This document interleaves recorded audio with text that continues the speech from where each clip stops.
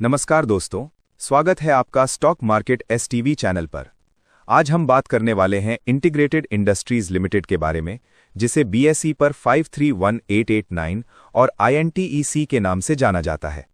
इस वीडियो में हम इस स्टॉक का पूरा फंडामेंटल और टेक्निकल एनालिसिस करेंगे ताकि आपको साफ तौर पर समझ आ सके कि ये कंपनी किस स्थिति में है और निवेशकों को आगे क्या करना चाहिए।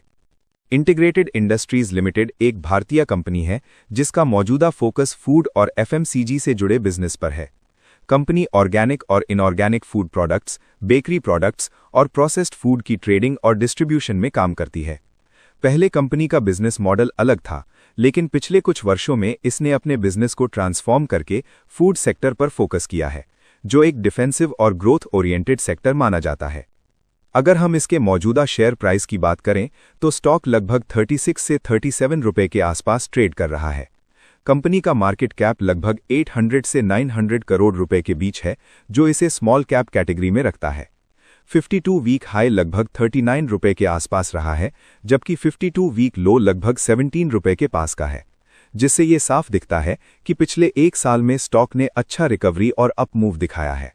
अब फंडामेंटल्स की बात करें तो सबसे पहले वैल्यूएशन पर नजर डालते हैं। कंपनी का पीई रेशियो लगभग 9 के आसपास है, जो मार्केट एवरेज और अपने सेक्टर के मुकाबले कम माना जा सकता है। इसका मतलब यह है कि स्टॉक अभी बहुत ज्यादा महंगा नहीं है। बुक वैल्यू लगभग 13 रुपए के आसपास है और मौजूदा प्राइस बुक वैल्यू के लगभग 2.5 से 3 गुना पर ट्रेड कर रहा है। आरओसीई लगभग 30% और आरओई लगभग 27% के आसपास है, जो किसी भी कंपनी के लिए काफी मजबूत माने जाते हैं। इसका सीधा मतलब यह है कि कंपनी अपने कैपिटल और इक्विटी का अच्छे तरीके से इस्तेमाल कर रही है और शेयर होल्डर्स के लिए वैल्यू क्रिएट कर रही है। कंपनी फिलहाल डिविडेंड नहीं देती, लेकिन स्मॉल कैप ग्रोथ स्टेज में ये कोई नेगेटिव पॉइंट नहीं माना जाता। अब अगर हम क्वार्टरली परफॉर्मेंस की बात करें तो कंपनी की सेल्स और प्रॉफिट दोनों में पिछले कुछ क्वार्टर्स में कंसिस्टेंसी देखने को मिलती है। रेवेन्यू में धीरे धीरे ग्रोथ दिखाई देती है और नेट प्रॉफिट भी स्टेबल रहने के साथ साथ बेहतर हुआ है। ईपीएस में भी सुधार देखने को मिला है, जो ये दिखाता है कि कंपनी की अर्निंग क्वालिटी बेहतर हो रही है। ये संकेत देता है कि बिजनेस मॉडल अब ज्यादा स्टेबल हो चुका है। प्रॉफिट एंड लॉस स्टेटमेंट से ये साफ दिखता है कि कंपनी का मार्जिन कंट्रोल में है और ऑपरेशनल लेवल पर बहुत ज्यादा प्रेशर नजर नहीं आता। खर्चे कंट्रोल में हैं और जैसे जैसे रेवेन्यू बढ़ रहा है, प्रॉफिट भी उसी के साथ बढ़ता दिख रहा है। ये किसी भी लॉन्ग टर्म निवेशक के लिए एक पॉजिटिव संकेत होता है। बैलेंस शीट पर नजर डालें तो कंपनी की सबसे बड़ी ताकत इसका लो डेट स्ट्रक्चर है। कंपनी लगभग डेट फ्री कही जा सकती है या बहुत ही कम कर्ज के साथ ऑपरेट कर रही है।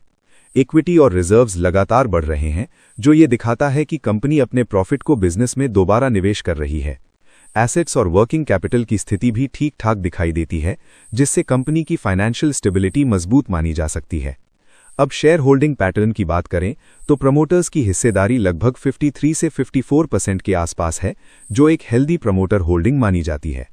सबसे अच्छी बात यह है कि प्रमोटर्स की कोई भी शेयर प्लेजिंग नहीं है, जो फाइनेंशियल रिस्क को काफी हद तक कम करता है। रिटेल इन्वेस्टर्स की हिस्सेदारी अच्छी खासी है, जबकि एफआईआई और डीआईआई की हिस्सेदारी फिलहाल सीमित है। इसका मतलब यह है कि अगर भविष्य में संस्थागत निवेश आता है तो स्टॉक में और भी पॉजिटिव मूवमेंट देखने को मिल सकता है। अब टेक्निकल एनालिसिस की बात करते हैं। डेली टाइम फ्रेम पर स्टॉक का ट्रेंड फिलहाल पॉजिटिव नजर आता है। प्राइस अपने शॉर्ट टर्म और मीडियम टर्म मूविंग एवरेजेस के ऊपर बना हुआ है, जो ये दिखाता है कि ट्रेंड अभी बुलिश साइड में है। आरएसआई मिड जोन में है, यानी स्टॉक न तो ओवरबॉट है और न ही ओवरसोल्ड, जिससे आगे मूवमेंट की गुंजाइश बनी रहती है। डेली चार्ट पर अगर हम फिबोनाची और पिवट लेवल्स देखें तो 36 रुपए के आसपास एक अच्छा सपोर्ट जोन बनता है। जब तक स्टॉक इस लेवल के ऊपर बना रहता है, तब तक शॉर्ट टर्म में ट्रेंड पॉजिटिव माना जा सकता है। ऊपर की तरफ 37 से 38 रुपए के आसपास पहला रेजिस्टेंस आता है, और अगर ये लेवल स्ट्रॉन्ग वॉल्यूम के साथ टूटता है तो स्टॉक अपने 52 वीक हाई की तरफ बढ़ सकता है। वीकली चार्ट पर देखें तो स्टॉक ने एक बेस बनाने के बाद ऊपर की तरफ मूव किया है। 30 रुपए का लेवल वीकली चार्ट पर एक मजबूत सपोर्ट के रूप में काम करता है। जब तक प्राइस इस लेवल के ऊपर बना हुआ है, तब तक लॉन्ग टर्म स्ट्रक्चर डैमेज नहीं होता। वीकली चार्ट पर ट्रेंड अभी न्यूट्रल से पॉजिटिव की तरफ शिफ्ट होता हुआ दिखाई देता है। अब अगर ओवरऑल रिव्यू की बात करें तो फंडामेंटली ये कंपनी मजबूत दिखाई देती है।